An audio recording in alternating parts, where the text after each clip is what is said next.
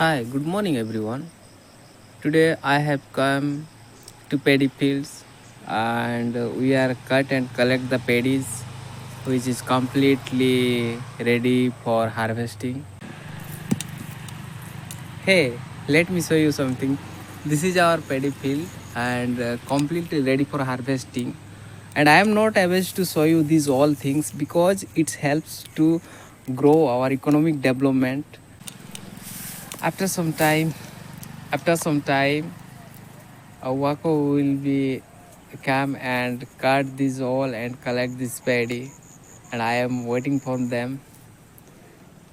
Actually, they are getting so late, so what should we do? Nothing else. So keep waiting.